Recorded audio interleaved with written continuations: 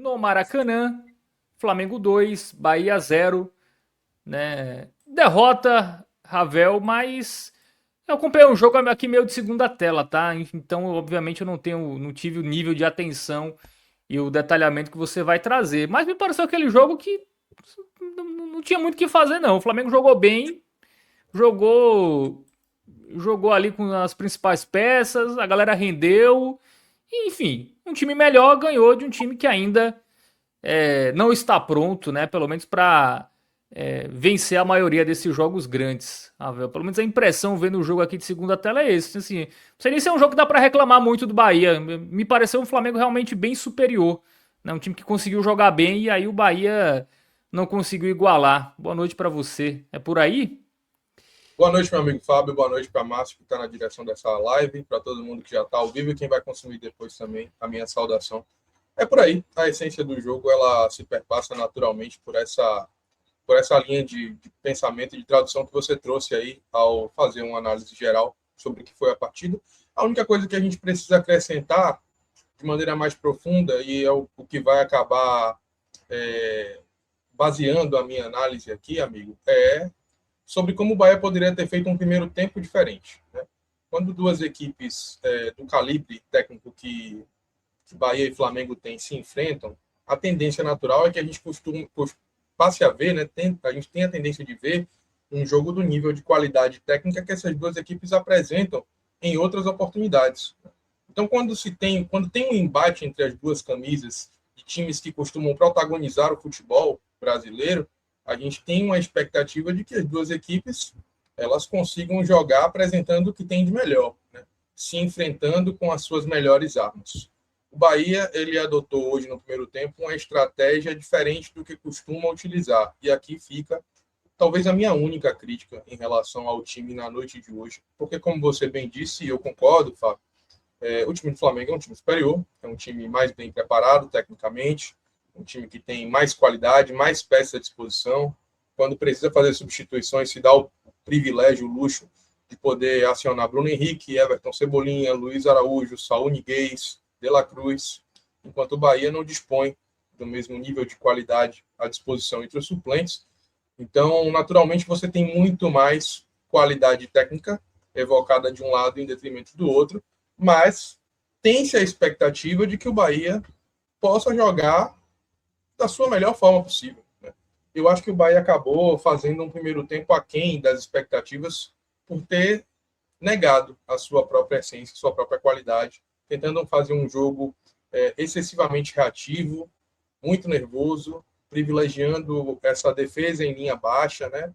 Fazendo com que o bloco baixo ficasse muito próximo do gol mesmo e as linhas muito próximas uma das outras, e o Bahia praticamente não oferecesse qualquer tipo de risco ao Flamengo, que é uma equipe muito qualificada, como a gente já disse aqui, e que naturalmente criaria oportunidades em bloco, porque o Bahia se negava a jogar. Né? Praticamente se absteve de manter a posse da bola no primeiro tempo. Foi um massacre em todos os scouts, em todos os fundamentos do jogo na etapa inicial, porque o Bahia acabou, Fábio, assim, se negando muito a jogar no primeiro tempo.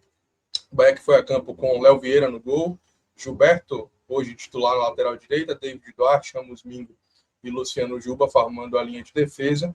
O meio-campo começou com Acevedo, que vinha jogando como lateral direito titular, hoje foi alçado à condição de primeiro volante, com Jean Lucas e com Everton Ribeiro fechando o meio-campo, e o trio de ataque com Eric Pulga, Kike Oliveira e o retorno de William José à condição de time titular. Esse Bahia foi, como eu disse, um Bahia que inicialmente estava muito nervoso na partida, com muita dificuldade de ficar com a bola, tendo muita dificuldade mesmo em fazer a sua saída original ali, a sua saída desde a linha de defesa, né? Uma equipe que costuma sair com a jogada ali com a linha de zaga, né? Para depois ir construindo até chegar mais próximo ao gol, a bola passando por todos os setores. E hoje a gente via dificuldade desde o início, seja com o David Duarte errando passes, seja com o próprio Gilberto numa jornada muito ruim.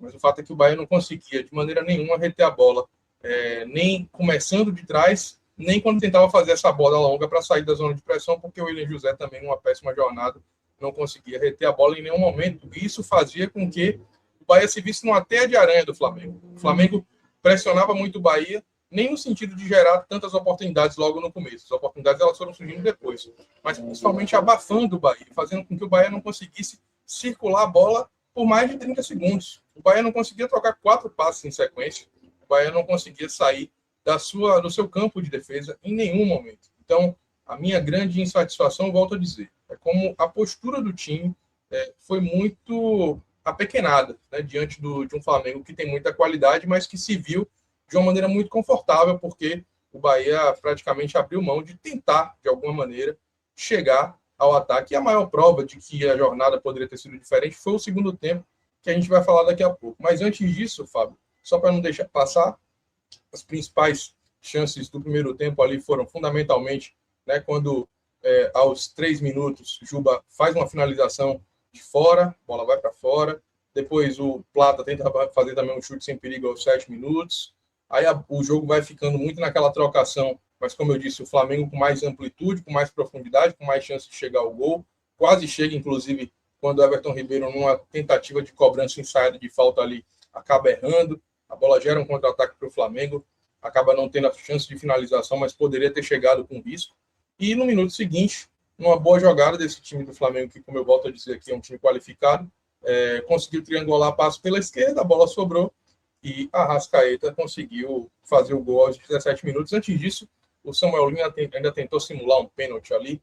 Essa semana surgiu muito, aí veiculou, né, viralizou na internet uma expressão chamada rasca-pênalti, que é quando um jogador brasileiro tenta simular um contato dentro da área para marcar a penalidade. E é vezeiro que isso aconteça, né? E é por isso que o rasca-pênalti é uma tendência, né? Porque o jogador do Flamengo tentou hoje, mais uma vez, fazer isso aos 16 minutos, acabou não sendo marcado, porque não foi de fato a disputa ali entre Samuel Lino e David Duarte, mas aos 17 minutos o Arrascaeta ele conseguiu ter a felicidade de fazer o primeiro gol do Flamengo e aí comemorar tirando a camisa em homenagem ao Mão Santa, né, Oscar Schmidt, um maior jogador do basquete da história do Brasil, e acabou tomando o cartão amarelo. Esse aqui também gerou um capítulo à parte, porque a transmissão reiteradas vezes falou que a arbitragem deveria ter bom senso, porque o atleta uruguaio tirou a camisa para homenagear o Oscar Schmidt. Todo respeito aqui a esse ícone do esporte brasileiro, uma lenda, né, um cara que marcou gerações com a habilidade que ele teve, negou jogar NBA para poder defender a camisa da seleção brasileira de basquete, algo louvável, nada aqui em relação ao Oscar, mas querer, de alguma maneira, atribuir peculiaridade à interpretação da regra a um jogador do Flamengo, porque ele tirou a camisa para homenagear alguém, pelo amor de Deus. Existem várias formas de você homenagear uma pessoa, e o Arrascaeta ele poderia homenagear o Oscar da forma como ele fez também. Além de ter tirado a camisa, ele pegou a bola de futebol e simulou um lance livre, um arremesso de um lance livre. Então, só para deixar o registro aqui, que muitas vezes a gente fala muito em flaprés, em coisas nesse sentido, e é por causa de pequenas sutilezas como essa que acontecem, né? Ninguém defenderia esse tipo de coisa se algum jogador camisa 14 de qualquer outro time fizesse isso com a veemência que se faz no lado rubro-negro do país. Mas, enfim, feita essa ponderação, o jogo continuou nessa troca, mas, mais uma vez, eu volto a dizer que o time do Flamengo, com muita qualidade, era muito superior ao Bahia no primeiro tempo. Assim, uma amplitude que fez com que, apesar do Flamengo não ter tido grandes chances, né, mas o Flamengo, se tivesse acelerado um pouquinho mais, a sensação que tinha é que poderia ter feito mais gols, porque o Bahia chegou muito pouco, teve quase gol do cruzamento do Flamengo aos 19 minutos, David Duarte também errou numa bola aos 25, aí o Bahia tem a primeira chance de verdade no jogo, quando o Eric Puga dá um chutaço aos 28 minutos, mas o Rossi consegue fazer uma defesa de manchete dentro da área, o chute dentro da área, e depois o Bahia tem uma chance desperdiçada aos 39 minutos ali, um cruzamento para trás, e o Kiko Oliveira também aos 40 minutos faz um chute sem nenhum perigo. Então, em resumo, o Bahia chegou em momentos pontuais do primeiro tempo, mas foi amplamente dominado pelo Flamengo no cômputo geral da partida inicial. E aí o segundo tempo, ele vem para provar, Fábio, isso que a gente tem falado aqui na análise, né? O Bahia poderia ter tido uma postura um pouco diferente, porque quando ele volta no segundo tempo com as entradas de Caio Alexandre e Everaldo no lugar de Gilberto e William José, trazendo a Acevedo para a condição de lateral direito, o Bahia cresce absurdamente na partida. Não que o Flamengo não tenha tido oportunidades, né? Naturalmente, o Flamengo, mais uma vez eu digo aqui, pela qualidade, pilhou oportunidades, poderia ter feito o segundo gol muito antes, inclusive, mas o Bahia passou a jogar o jogo de uma maneira muito honesta. Aquele padrão que a gente costuma falar aqui, que o Bahia tem que ter para poder enfrentar a maioria dos adversários do campeonato e vencer. Né? Flamengo e Palmeiras ainda não estão na prateleira que o Bahia seja um time favorito a triunfar. Pode acontecer? Pode acontecer, porque é do futebol. Né? Mas jogando esse nível de atuação que o Bahia já teve contra o Palmeiras, teve hoje no segundo tempo, o aproxima do triunfo contra a maior parte dos seus reais adversários na competição, por assim dizer. E o Bahia foi melhorando na partida a partir do momento em que, no segundo tempo, com essas substituições e com a mudança de postura, o time foi para cima. Jogou dentro das suas características. O Bahia do segundo tempo ele foi mais próximo do que é o Bahia na temporada do que o Bahia do primeiro tempo. Volto a dizer aqui, isso não desmerece aqui de maneira nenhuma o mérito e o favoritismo do Flamengo. Se é para alguém ter vencido a partida de hoje, era de fato o rubro-negro carioca. Mas o Bahia do segundo tempo foi um Bahia que se aproximou mais daquilo que o Bahia pode de fato oferecer. Eu acho que o Bahia chegou próximo do seu teto no segundo tempo, quando tentou jogar de uma maneira diferente, jogou de uma maneira mais propositiva, e aí teve também as suas oportunidades. Né? Logo no primeiro minuto de jogo, segundo tempo, o Pulga teve uma finalização, teve outras chances também. O Flamengo também teve chances claríssimas. Aí Léo Vieira começou a fazer grandes intervenções mais uma vez. Aos 7 minutos ele teve, aos 8 minutos também ele teve mais uma chance, defendeu uma chance do Flamengo, e ficava naquela coisa assim do Flamengo não indo com tanto ímpeto, mas quando chegava com muito perigo. E o Bahia também tendo suas oportunidades espaçadas, mas pelo menos, Fábio, se colocando mais no campo da equipe rubro-negra, que era algo que a gente estava sentindo ali. Acho que o torcedor do Bahia que estava assistindo o jogo no primeiro tempo estava incomodado pela forma passiva como o Bahia aceitava o Flamengo ser o que ele é, né? Um time superior, mas ser superior sem o Bahia mostrar nenhum tipo de espírito de luta, enfim, aceitando muito passivamente essa superioridade. Mas no segundo tempo o time vai tendo algumas oportunidades de ser diferente, até foi, né? Faltou o gol, eu diria.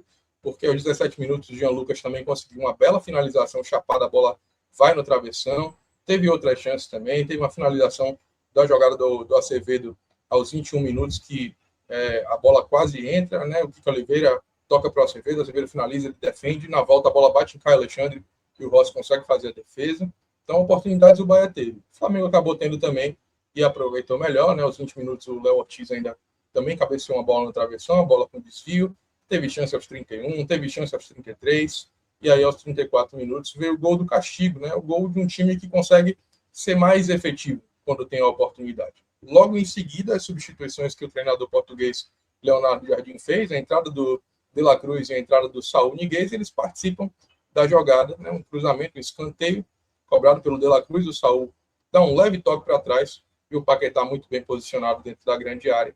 Chuta com força, sem defesa para o Léo Vieira, aos 34 minutos, fazendo o segundo gol e dando números finais, né, a partida, o que me faz voltar ao meu comentário inicial também em relação à amplitude de elenco. Né? Quando a gente tem, Fábio, discrepâncias tão grandes, né, jogadores que entram e imediatamente conseguem fazer o placar do jogo ser mudado, um centroavante como o Pedro, que hoje teve algumas boas oportunidades geradas, né, por qualidade técnica mesmo dele de fazer gerar o jogo, enquanto o Bahia não viveu boa jornada hoje, nem com o Everaldo, nem com o William José, é nesse momento que você analisa o porquê que as equipes elas ainda não estão, né, na mesma prateleira. Naturalmente não estariam, porque é muito difícil você alcançar a prateleira do Flamengo. O Flamengo é uma equipe muito qualificada, é uma equipe que tem um orçamento bilionário, né, que tem um time formado há muito tempo, jogadores que já estão aí há bastante tempo.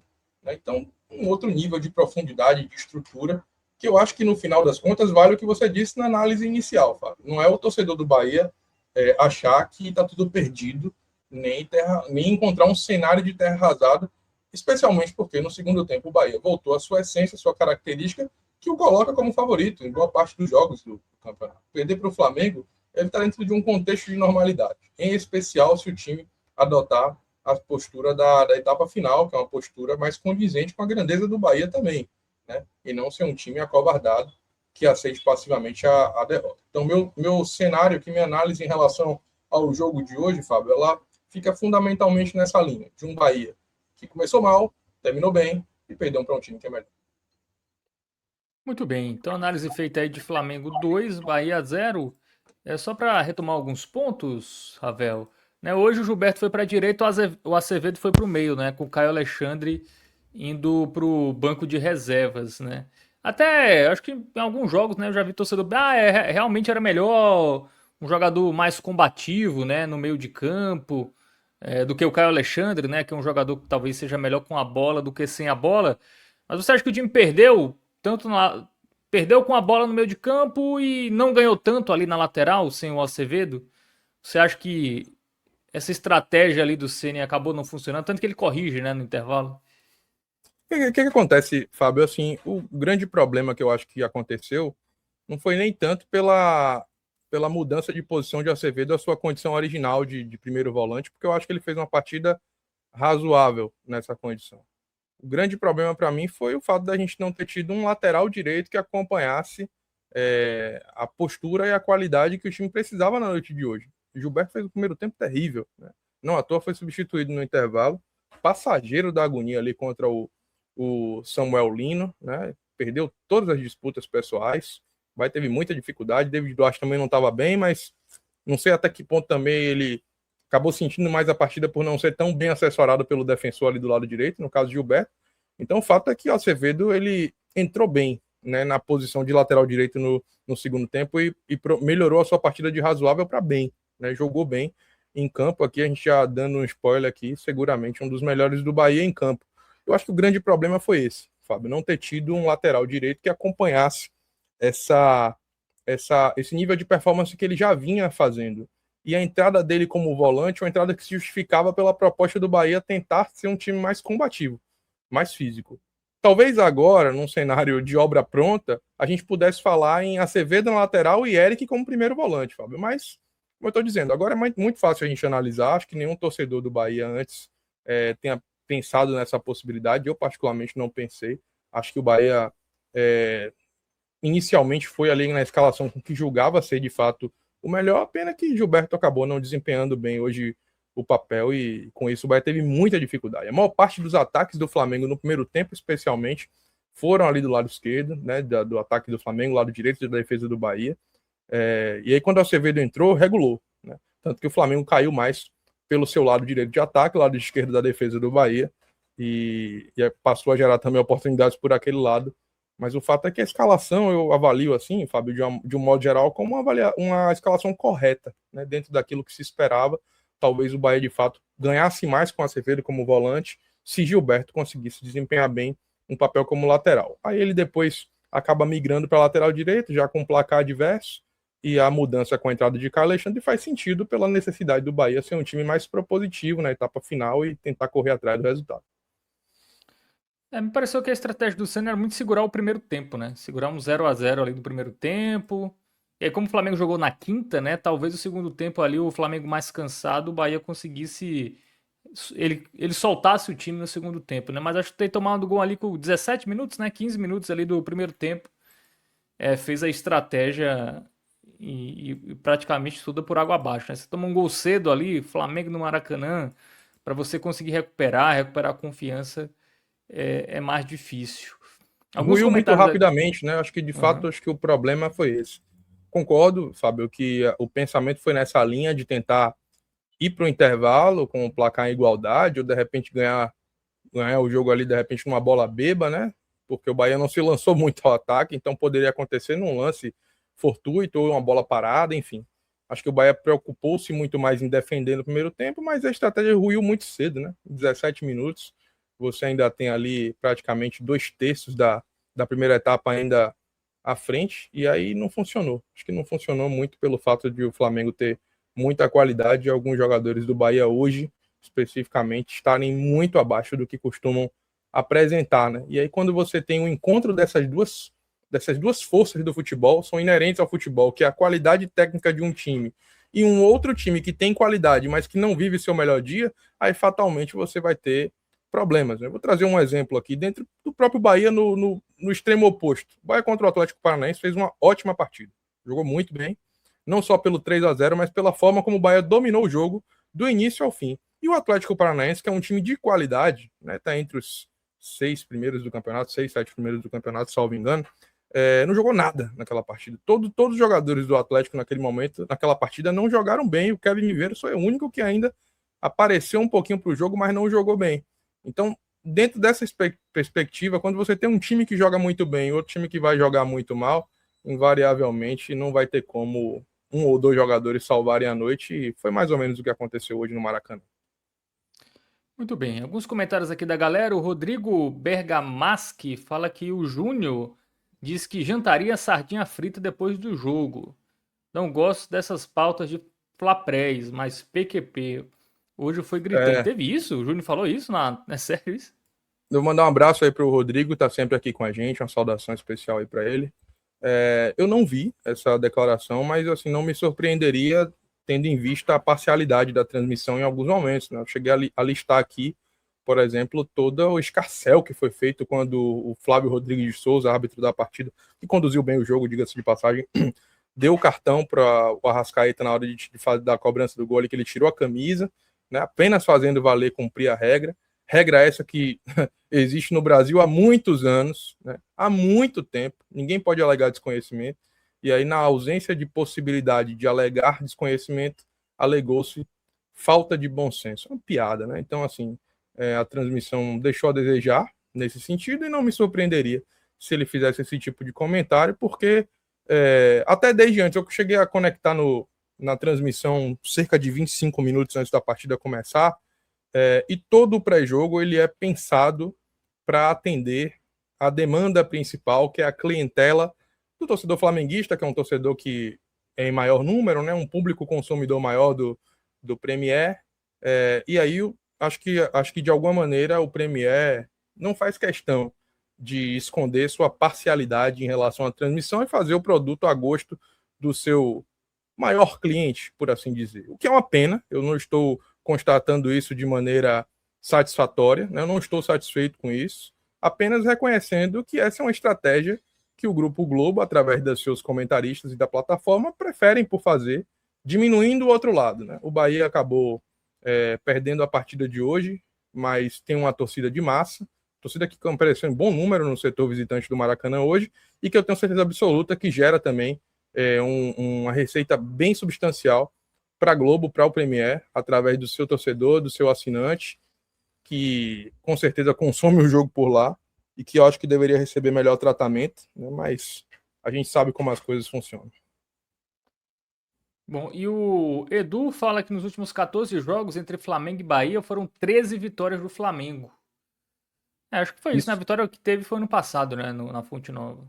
isso é verdade. Um abraço para Edu. Eu acho que seguramente aí o Flamengo é um dos maiores algozes do Bahia na história recente. Na verdade, a maior sequência de derrotas de um time que um time imputou ao Bahia era do Flamengo. Né? O Flamengo, até o jogo que o Bahia venceu no ano passado, era o time que tinha conseguido empilhar aí mais jogos em sequência, vencendo o Bahia em sua história. Então, realmente, a freguesia é muito grande. O Flamengo é um time que, até por sua qualidade, pela sua pujança, por tudo aquilo que a gente já sabe, já chegamos ao enaltecer aqui, é um time que costuma impor muita dificuldade ao Bahia.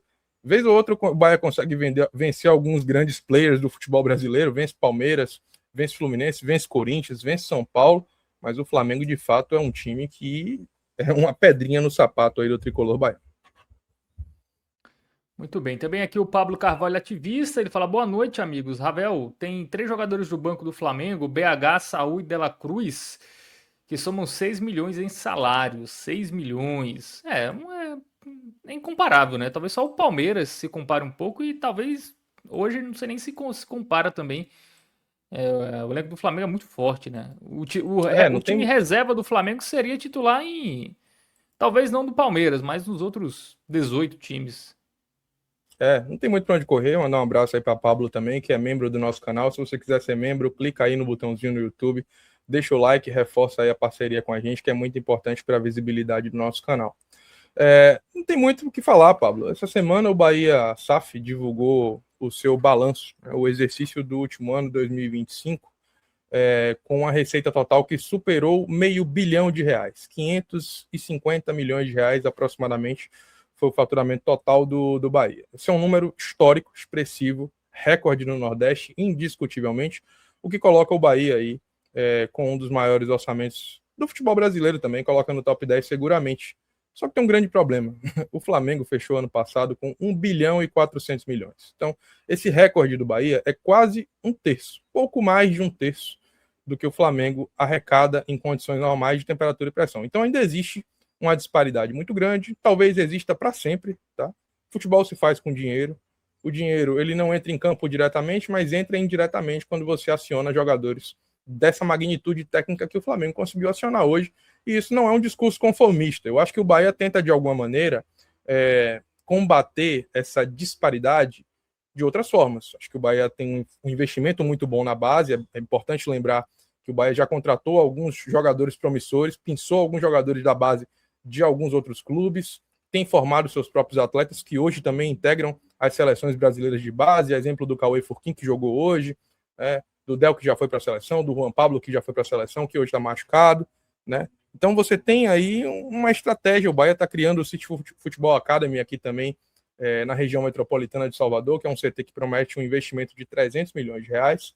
A longo prazo, o Bahia vai tentar combater de alguma forma essa preponderância do Flamengo no futebol brasileiro, sentando nessa mesa por outros caminhos.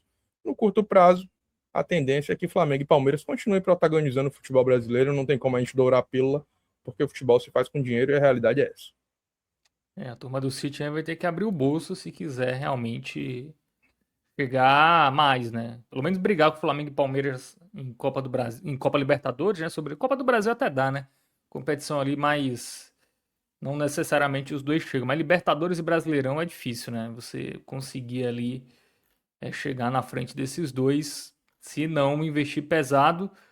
Mas é isso. Bom, temos o campinho, mas antes tem um recado do Vini Júnior e da Bet Nacional para você. Bet Nacional apresenta Ensinamentos do Vini Sênior. O tempo é como o rio, só flui pra frente, nunca volta. Cuide dele. Quem aposta precisa ter equilíbrio, por isso o Vini Sênior está aqui. Na Bet Nacional você consegue colocar limite de tempo para não exagerar. Jogue como sênior, com responsabilidade. Bet Nacional, a bet dos brasileiros. Proibido para menores de 18 anos. Apresenta Ensinamentos do Vini Sênior. O autocontrole é como o jardim. É bom cultivá-lo todos os dias. Quem aposta precisa ter controle. Por isso o Vini Sênior está aqui. Na Bet Nacional dá para definir um valor máximo para jogar e limitar seus gastos. Jogue como sênior, com responsabilidade. Bet Nacional, a bet dos brasileiros. Proibido para menores de 18 anos. Muito bem, então recado aí da Bet Nacional, nossa parceira, né? Destacando aí o equilíbrio e o jogo responsável nas apostas esportivas. Lembrando, tá? Aposta, galera, é troquinho do pão, nada além disso. Enfim, se não tem troquinho do pão, não aposte. Bom, vamos agora pro campinho, é isso? Meu querido Márcio Souza, o campinho já está pronto? Mas antes sempre tem aquele reforço importante do like, né, pra galera se inscrever e ativar as notificações, né? A torcida do Bahia, né, que chega sempre muito forte aqui, nos ajude a crescer, tá? Se você já fez tudo isso, já deixou o like, se inscreveu, ativou as notificações, a sua missão agora é trazer mais gente pra cá, tá? Compartilha esse conteúdo, né? Pro aquele amigo, Fábio, aquele deixar um parente, abraço aqui para torcedor. meus amigos e vizinhos aqui do meu prédio, que essa semana alguns se inscreveram aqui, consegui algumas inscrições para o nosso canal. A gente estava treinando aqui na academia, vi a galera tendo uma discussão acalorada sobre futebol e seus diversos assuntos aleatórios ali. Cheguei para a galera e os convidei a acompanhar esse conteúdo, a se inscrever no nosso canal. Deixar um abraço para eles aqui, para todos vocês que estão na audiência e pedir aí mais uma vez, reforcem a palavra aí para todo mundo que vocês conhecem para fazer esse conteúdo chegar para mais gente. É isso. Bom, agora sim, vamos para o campinho, analisar individualmente aí os jogadores do esquadrão, né, que atuaram no Maracanã. Léo Vieira, mais uma vez, bem, né, Ravel? Veio de musgo aí para ele, nada pôde fazer nos gols que o Bahia tomou e impediu que o resultado de hoje fosse uma tragédia, né? Em alguns momentos ali ele fez defesas providenciais, intervenções importantes para proteger o Bahia de uma catástrofe. Veio de musgo, sem dúvida. Bom jogo. Bom, vamos agora para a dupla de zagueiros, né? A dupla habitual, né? DVD e Mingo. Ambos mal hoje, a gente não pode nem reclamar de um em relação ao outro. Os dois, péssimas partidas. David Duarte muito nervoso no começo do jogo, perdeu uma ou duas bolas ali para Samuel Lino, para Rascaeta, né? Teve muita insegurança no começo. Depois até se recuperou um pouco na partida, mas longe de ser o DVD que a gente está acostumado. E Mingo muito inseguro, né?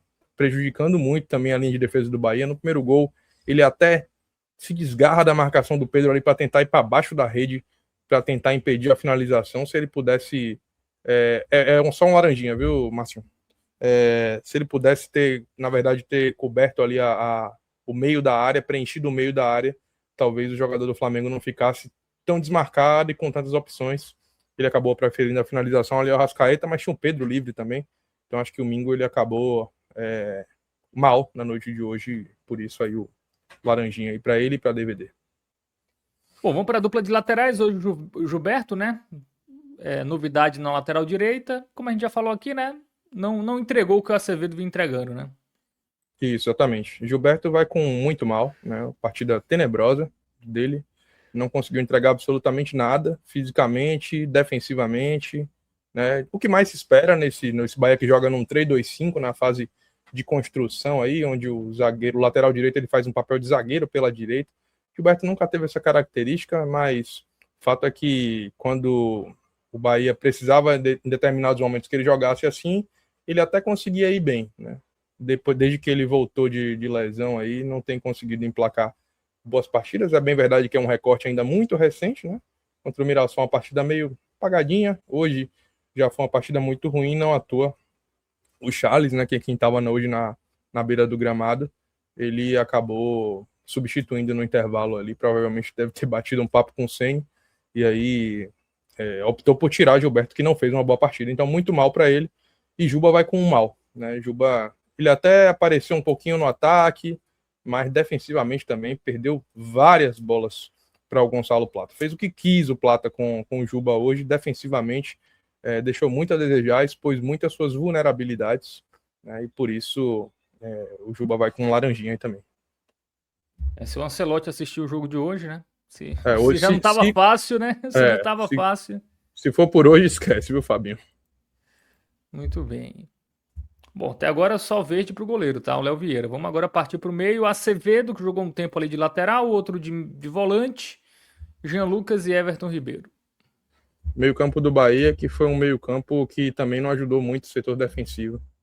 Né? Muita dificuldade que o meio campo do Bahia teve hoje também de controlar esse ímpeto, né? Essa força que a equipe carioca tem. Né? E aí o fato é que isso também sobrecarregou a defesa. E não conseguiu construir tanto, né, para poder sair um pouco o Bahia dessa zona de pressão. Embora essa ponderação exista, a Acevedo fez uma boa partida, principalmente pelo segundo tempo. Primeiro tempo foi um primeiro tempo de amarelo, segundo tempo foi um segundo tempo bem melhor, por isso ele vai ganhar um verde musgo aí, teve uma atuação destacada dentre os jogadores de linha aí. Everton Ribeiro mal hoje, vai um laranja para ele, não acertou absolutamente nada, uma das piores partidas dele com a camisa do Bahia, acho que sentiu muito aí o jogo físico, né? A pressão que se tinha lá, em razão do poder técnico e do ímpeto mesmo do adversário, não conseguiu fazer uma boa partida. E Jean Lucas, mais por eliminação, mais pela ruindade dos outros que acabaram entrando aí e não jogaram bem, vai receber um razoável. Não que ele tenha feito uma grande partida, mas em comparação aos outros que receberam laranja aí, ele teve um pouquinho, ligeiramente acima, nada demais, mas ele vai receber um razoável aí. E o Everton? Everton ficou com laranja, e a Acevedo com verde musgo. Muito bem. Faltou um pouco mais do Everton com a bola hoje? Eu não sei se faltou mais dele com a bola ou se faltou um jogador para combinar mais com ele as jogadas. Acho que ele acabou se sentindo muito solitário hoje na partida e, como eu disse, assim, o Flamengo, quando ele marcava, com a pressão ali do Everton Araújo, do próprio Lucas Paquetá, quando vinha para cima dele ali, do Alexandre, até do Léo Pereira, que às vezes em quando ia dar o bote lá em cima, Everton Ribeiro ele se via muito encaixotado e com dificuldade, né, de conseguir fazer algum tipo de construção que pudesse fazer com que o Bahia saísse. Não sei se nesse caso, pelo fato de Kike Oliveira não ser esse jogador de ataque ao espaço, né, e acabou não ajudando tanto dentro dessa característica de jogo, ou se pelo fato de que hoje ele de fato não estava numa noite tão boa. Acho que talvez um pouco dos dois, mas Everton Ribeiro de fato não jogou bem. Muito bem. Partindo para o ataque, Kiki, Pulga e William José. Que eu vou colocar um jogou mal, né? Acho que vou colocar um laranja aí para ele. Não gostei da atuação dele, embora ele tenha se movimentado, tenha sido esforçado, mas errou muito, né? Então, por isso, um laranja para ele. Vou colocar um vermelho aí para William José, muito mal. Primeiro tempo tenebroso, não conseguiu ajudar nada o ataque do Bahia, nem o time como um todo, né? Nesse sentido que eu tô falando, assim, de ser pelo menos aquele cara que consiga reter a bola 15 segundinhos para fazer a equipe respirar um pouco, para fazer o time não ficar com aquela pressão da bola bater na parede e voltar o tempo inteiro, como foi, principalmente no primeiro tempo. E essa ausência dessa capacidade na noite de hoje fez com que o Bahia sentisse muito. Infelizmente, o William José não jogou bem, né? E Pulga eu vou colocar um razoável também, muito pela tentativa, muito ainda pela finalização com perigo aos 28 minutos, mas sem brilho, tá? Um razoável sem brilho, um razoável mais por eliminação, assim como o Jean Lucas. Muito bem. Foi melhor o William José hoje ou era melhor ter começado com o Everaldo? Porque é uma escolha meio difícil, né? Quando começa o William José, a galera sente falta do Everaldo. Quando começa o Everaldo, a galera pede o William José. Ninguém se firmou, na verdade é essa, né? E eu vou fazer já essa análise emendando com a nota de Everaldo, meu amigo Fábio, porque eu acho que é muito por essa linha do que você acabou de trazer. Como nenhum é unanimidade, o que está no banco é sempre melhor. E eu acho que pelas características do que Charles Embert tentou hoje, muito ficou assim nesse pensamento de ele conseguir, de alguma forma, fazer o jogo nessa questão do Bahia se aproveitar da bola longa, que não funcionou. E como o Everaldo é esse jogador que tem menos capacidade de fazer o pivô do que o William José, em tese, né? O William José tem um corpo maior, né? Um cara que tem, em tese, né, uma maior proteção de bola. Talvez ele tinha pensado por essa linha, né? Everaldo é um cara com mais mobilidade, de repente pegar a zaga mais cansada no segundo tempo, tentando conjecturar o que a comissão técnica pensou aí para a partida. Mas Everaldo também não entrou bem. Foi menos pior do que o William José? Foi, mas também foi pouco acionado, pouco oportunizou jogadas para o próprio Bahia. Então ele vai receber um laranja também aí de jogou mal. E um pelo outro, a forma como vai esse ataque do Bahia aí, um ataque de poucos gols, é bem difícil, né? Porque, como eu disse, assim, o Pedro ele não fez gols na partida de hoje, mas o que ele gerou de jogo mostra que a gente, assim, naturalmente você tem muita discrepância entre os elencos de Flamengo e Bahia. Mas talvez o centroavante seja o local onde você tem maior discrepância, porque o que Pedro entrega, poucos centroavantes no Brasil entregam, é bem verdade. Mas os nossos centroavantes, infelizmente, estão bem longe de entregar, e especialmente quando não estão em boas jornadas como hoje, né? De vez em quando eles conseguem fazer boas partidas. O William José já tem muitas participações para gol do Bahia na temporada, temos que reconhecer isso. Everaldo, de vez em quando, também faz alguns jogos bons e gols importantes, como foi na noite contra o Atlético Paranaense, né? Mas em termos de entrega técnica, a gente tem uma necessidade de uma peça que talvez a gente não tenha no elenco. Muito bem, realmente falta esse centroavante mais confiável, né? Mais regular. Enfim, nem o William José nem o Everaldo me parecem ser esses jogadores. Bom, também entraram o Caio Alexandre, né? Vamos começar por ele, né? Ele também entrou ali no intervalo. Razoável. O único que se salva aí entre os jogadores que entraram no segundo tempo, que ainda conseguiu protagonizar uma coisa ou outra, sem muito brilho também, mas de todos o menos pior. Então, razoável aí para Caio Alexandre. E aí, Michel Araújo, Ademir e Sanabria. Sanabria vai sem nota, já entrou no finalzinho ali, não tinha condição muito da gente avaliar. Michel Araújo e Ademir, apesar de também terem tido poucos minutos, mas não melhoraram em nada o panorama do Bahia na partida. Então, para esses, um laranja de jogou mal aí. Esperava mais. Eu fico sempre com a expectativa de que Ademir consiga pegar o lado esquerdo das defesas adversárias cansado e volte a ser o Ademir que ele já foi no Bahia, sobretudo em 2025, na reta final, onde ele foi importantíssimo. Trouxe muitos pontos para o Bahia, terminou a temporada em alta, foi um dos melhores jogadores do Bahia na reta final do campeonato. Aí se lesiona e não consegue mais voltar a ser o que era antes, né? Eu sou defensor da titularidade de Kiki, porque eu acho que ele é muito importante para o conjunto, e mais defensor ainda de que Ademir entre no segundo tempo e, pegando esses adversários mais cansados, consiga colocar em prática o seu melhor futebol. Só que isso não vem acontecendo. Então, toda vez que ele entra e entra mal, eu fico até me culpabilizando por ter pedido que ele entrasse antes, porque ele não tem conseguido render em melhor nível. Você vê que no último jogo que ele entrou, que ele foi um pouquinho melhor, a torcida já ficou com uma fagulha de esperança, mas o pouquinho melhor que ele apresentou ainda é muito abaixo do que ele pode apresentar. Então, mais uma vez, Ademir jogou mal, Michel Araújo muito pouco fez, e Sanabria não dá pra gente avaliar, não. Muito bem. Nosso querido Márcio vai colocar as notas aí, né, Márcio? Então, O Márcio recapitulando aí. cortou aí, então só recapitulando aí. Recapitulando, Ravel. Caio Alexandre razoável, Michel Araújo e Ademir jogou mal e Sanabria sem nota. Muito bem. Sem nota para o Sanabria. E o Ademir? Jogou mal também. Jogou mal, né? Muito bem. E o Rogério Ceni, que hoje não estava no banco, né? Tava o assistente dele, Charles Embert, o francês, né? o francês que trabalha com ele também já desde 2017. Até semana o Bahia fez questão Mas até tava com de... fone lá, né? Era o Rogério Ceni que estava falando também por ele, né? A transmissão também porque tentou encontrar o fone do lado da orelha de Rogério Ceni, encontrou no de Charles, não encontrou no de Rogério, mas fez uma série de suposições de que essa comunicação estava acontecendo no futebol brasileiro. O jeitinho sempre acontece também, né? Como na nossa sociedade como um todo, então não duvido que tenha havido comunicação entre os dois. A comunicação do Bahia, inclusive, tentou ao longo da semana apresentar um pouco mais o Charles Embert ao seu torcedor, né? Falou um pouquinho da história, trajetória do profissional, de como ele conhece o Rogério desde 2015, né? E trabalham juntos desde 2017. Hoje o Charles esteja à beira no campo ali para poder, na verdade, ser o representante do trabalho direcionado pelo Rogério. Eu vou colocar um razoável para ele aí. Acho que a equipe não jogou bem, mas não tem como a gente trazer muita responsabilidade ao auxiliar. Talvez o Rogério na beira do campo ali a gente pudesse pesar um pouquinho mais o sarrafo. É um cara que está mais no dia a dia, que tem experiência como treinador do time principal. O Charles acabou, eu acredito, mais cumprindo função do que necessariamente sendo autoral, né? Então, razoável aí para ele.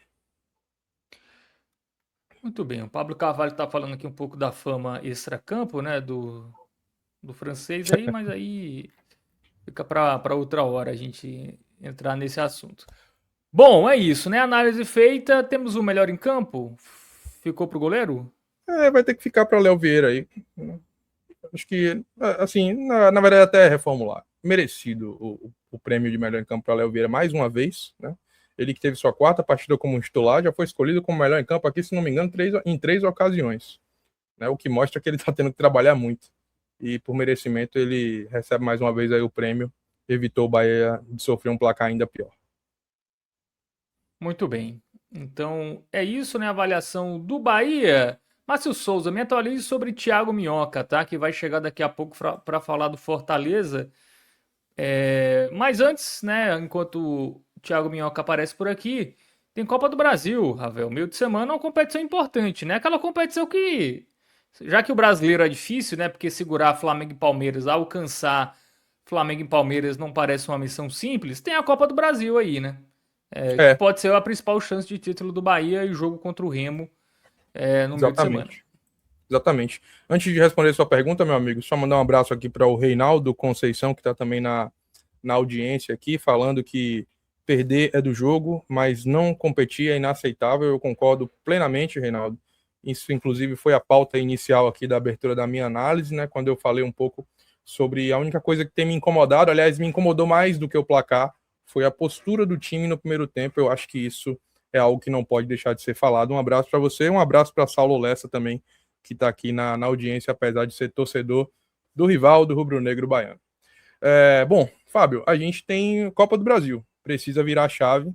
O Bahia entra nessa competição de maneira mais adiantada, né? Não disputou as fases iniciais, pelo fato de ter vindo aí do calendário internacional, né? Que disputou no início do ano. Então, isso faz com que o Bahia debute na competição em 2026 contra o Remo, né? Sorteio que aconteceu aí, definiu também os mandos de campo, e o Bahia vai jogar sua primeira partida pela competição na Arena Fonte Nova na quarta-feira. Então, A verdade é que o Bahia já tem a necessidade de dar uma rápida resposta, de fato, né, conseguir lamber as feridas dessa derrota na noite de hoje e ir para cima. Afinal de contas, a Copa do Brasil é um entrave do Bahia na sua história. O Bahia que vai disputar agora a quinta fase, salvo engano, é essa fase agora, e nunca conseguiu passar das quartas de final. Cada ano que o Bahia aumenta o seu protagonismo no futebol brasileiro, imputa sobre si a maior responsabilidade de superar essa marca incômoda, né, de bater na quarta de final 10 vezes e não ter conseguido passar em nenhuma delas. Vai começar enfrentando um adversário de Série A. O sorteio do Bahia poderia ter sido um pouco melhor para o esquadrão, né? Mas é um adversário que ainda assim coloca o Bahia numa condição de favoritismo. O Remo está na zona de rebaixamento, perdeu hoje para o Red Bull Bragantino, tem menos time do que o Bahia, então o Bahia tem sim a obrigação de passar. Qual é a grande vantagem que a gente tem diante de todo esse contexto? Em todos os cenários até aqui, em que o Bahia perdeu no Campeonato Brasileiro, na partida subsequente, o time já apresentou uma postura condizente com o que dele se espera, Fábio. Foi assim quando perdeu a primeira partida do campeonato, foi assim também quando perdeu para o Palmeiras, e esperamos que seja assim agora, após perder para o Flamengo. Em todas as partidas onde o Bahia acabou perdendo, em seguida ele se recuperou rapidamente e deu a resposta na rodada seguinte. Dessa vez não será uma rodada de brasileiro, será uma partida que faz parte de uma dupla de mata-matas, onde quem perder está fora. Então a responsabilidade é maior, mas pelo menos olhando para trás aí, o Bahia costuma se portar bem imediatamente após um insucesso. É um time que assimila, aparentemente, e segue em frente. E vai ter a necessidade de seguir em frente, porque a Copa do Brasil, sob o ponto de vista orçamentário, também ganhou uma responsabilidade maior no ano do Bahia. Se a gente falou um pouquinho agora há pouco, Fábio, sobre como o Bahia fechou bem o ano passado em termos de receita, de exercício financeiro, esse ano tem um baque muito grande, que foi o fato do time não ter conseguido chegar à fase de grupos da Libertadores. Isso tirou receita de um monte de coisa. Receita de premiação, receita de bilheteria, receita de match day, né? E então a Copa do Brasil, ela com toda certeza ganha também uma responsabilidade maior fora do campo. A gente falou tudo aqui sobre o que se espera dentro dele. Fora também tem. Afinal de contas, para fazer os times competitivos que o Bahia vai precisar para enfrentar Palmeiras e Flamengo, sobretudo, o Bahia vai precisar arrecadar também. Muito bem, né? Jogo em casa, né? Primeiro jogo decisivo aí, já que o Remo meteu 4, né? Lá em Belém. Foi um jogo meio atípico, né? Um resultado um pouco enganoso. Não foi realmente pro Bahia tomar 4 gols, mas não é um adversário simples, né? Então esse jogo em casa vai ser importante para fazer o resultado. Bom, para fechar, convidar a galera para acompanhar o raio-x da Série A, né? Ao final de cada rodada, aqui no 45 minutos, né? Toda segunda, geralmente, né? Quando a rodada acaba no domingo, tem o raio-x da Série A, destacando a dupla Bavi, né? Que são os representantes nordestinos, mas falando também da competição como um todo, trazendo os números, estatísticas, aprofundamento que você só encontra aqui no 45 minutos. Thiago Minhoca já está na tela, então já me despeço de você, Ravel Pinheiro. Bom descanso, até a próxima. É isso aí, meu amigo Fábio. Convido a todo mundo para assistir o Raio X. Tem um vídeo muito legal também aí, gravado por Fred Figueroa e Cássio Zirpoli, está no feed do nosso canal no YouTube, que fala sobre um pouco sobre como o City já mudou o patamar do Bahia. O Bahia passou a ser um time de G8 de Campeonato Brasileiro, algo que não acontecia ao longo da sua história. Então convido a você que está aqui, dê o like nesse vídeo, se inscreva no canal, ative as notificações, procure esse conteúdo aí no feed que está muito bom e assista ao Raio X para você ficar bem informado do Campeonato Brasileiro na sua sequência. Um abraço, Fábio, um abraço, Márcio, um abraço, Minhoca, um abraço a todo mundo que assistiu até agora.